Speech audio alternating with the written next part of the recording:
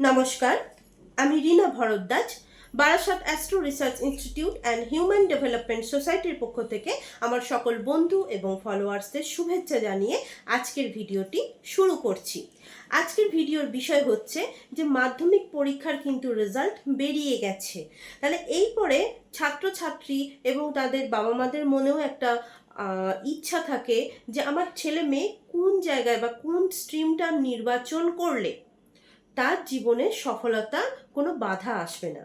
জীবন মাত্রই কিন্তু বাধা বিপত্তির মধ্যে দিয়ে কিন্তু জীবন যায়, কিন্তু যতটা কমানো যায় ততটাই কিন্তু ভালো। সাধারণত দেখবেন যে মাধ্যমিক পর্যন্ত একটা লেভেলে চলে, কিন্তু তার পরবর্তীকালে অর্থাৎ মাধ্যমিকের পরে যারা উচ্চ মাধ্যমিক বা হায়ার এডুকেশনে যারা যুক্ত বা ভর্তি হয় তাদের ক্ষেত্রে কিন্তু সাধারণত দেখা যায় তারা কিন্তু কেরিয়ার রিলেটেড অর্থাৎ পরবর্তীকালে তারা কি হতে চায়, কেউ ডাক্তার বা ইঞ্জিনিয়ার বা শিক্ষক বা আদার্স অন্য কিছু, সেটাকে ভেবে নিয়েই কিন্তু আজকের কিন্তু উচ্চ মাধ্যমিকের তারা সাবজেক্ট কিন্তু পছন্দ করে। কিন্তু কোনো কোনো ক্ষেত্রে দেখা যায় যে একটা নিজের পছন্দ মতো আগালো তো খুবই ভালো কথা, কিন্তু অনেক সময় দেখা যায় যে বাবা মাদের একটা প্রেশার থাকে যে তোমাকে এটা হতেই হবে। সেই প্রেশারাইজ হয়ে অনেক সময় দেখা যায় যে তারা মনের মতো সাবজেক্টটা নিল না, তাদের অপছন্দেরই কোনো একটা সাবজেক্ট নিল, কিন্তু কিছু দূর যাওয়ার পরে তাদের একটা বছর কি 6টা মাস যাওয়ার পরে তারা সেটার মধ্যে সেভাবে মনোনিবেশ করতে পারছে না বা মাথাতে তারা নিতেই পারছে না, যার ফলে হয় কি যে মোটামুটি 6 মাস বা 1 বছরের পর থেকে হঠাৎ করে ডাউনফল হতে থাকে, বছর হয়তো নষ্ট হয়ে গেল বা সাবজেক্টটাকে চেঞ্জই করে দিল। তা এই বিষয়গুলো হওয়া মানে কিন্তু একটা ছাত্রর মনে কিন্তু প্রচণ্ড পরিমাণে কিন্তু প্রেশার পড়ে, যার ফলে কিন্তু তারা কিন্তু আতঙ্কিত হয়ে পড়ে এবং অনেক সময় অনেক বুদ্ধিসম্পন্ন বা অনেক ট্যালেন্টেড সম্পন্ন মানুষও বা অনেক ট্যালেন্টেড সম্পন্ন ছাত্ররাও কিন্তু স্টুডেন্টরাও কিন্তু তারা একটা কনফিডেন্স লেভেলের অভাবে ভোগে।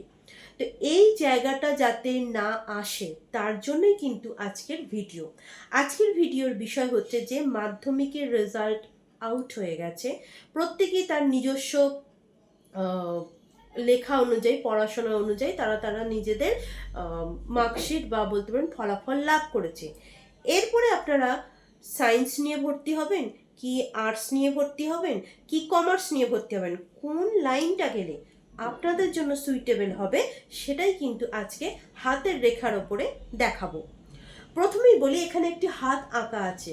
আজকের বিষয়টা হচ্ছে কারা আর্টস নিয়ে পড়াশোনা করলে তারা পরবর্তীকালে এই জগৎ থেকে বা আর্টস লাইন থেকে তারা জীবনে সফলতার মুখ দেখতে পাবে।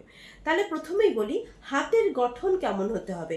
হাতের গঠন হবে কিন্তু ত্রিভুজ আকৃতি হাতটি হবে ত্রিভুজ আকৃতি এবং হাতের আঙুলগুলো হবে অপেক্ষাকৃত একটু সরু রকমের, খুব সরু না, একটু সরু রকমের। তার সাথে অবশ্যই কিন্তু বৃহস্পতি এবং বুধ ক্ষেত্রকে খুবই ভালো হতে হবে, তার সাথে হচ্ছে চন্দ্রক্ষেত্রকেও কিন্তু ভালো হতে হবে। এবং চন্দ্রক্ষেত্র ভালো হলে কি হয় না, চন্দ্রক্ষেত্র ভালো হলে চন্দ্র হচ্ছে কল্পনা, চন্দ্র হচ্ছে সাহিত্যকারক, মেন সাহিত্য হচ্ছে কিন্তু চন্দ্রের আন্ডারে।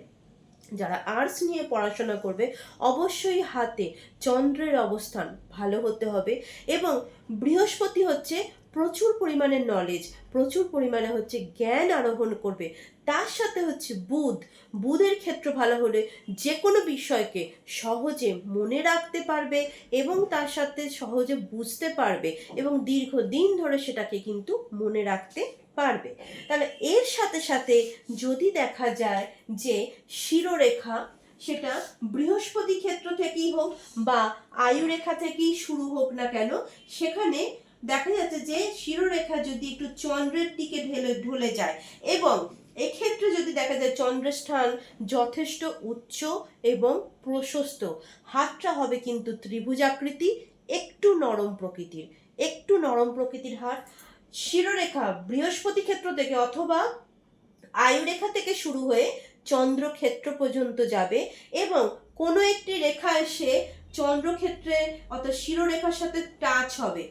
তার সাথে সাথে যদি দেখা যায় যে আয়ুরেখা থেকে অথবা যদি ভাগ্যরেখা থেকে কোনো একটি রেখা এইভাবে যদি বৃহস্পতি ক্ষেত্রের দিকে যায়, তাহলে এই ধরনের স্টুডেন্টরা বা ছাত্ররা যারা আছে তারা যদি আর্টস লাইন নিয়ে পড়াশোনা করেন, তাহলে কিন্তু পরবর্তীকালে আপনাদের জীবনে অনেকটা সফলতা কিন্তু আপনারা লাভবান হবেন।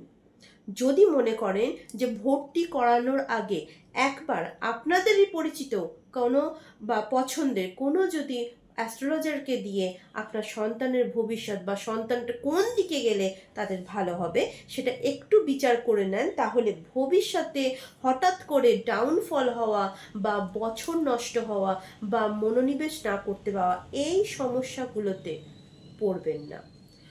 যদি আপনাদের আমার ভিডিও ভালো লেগে থাকে তাহলে অবশ্যই শেয়ার করবেন, সাবস্ক্রাইব করবেন, ফলো করবেন এবং কমেন্ট করতে অবশ্যই ভুলবেন না।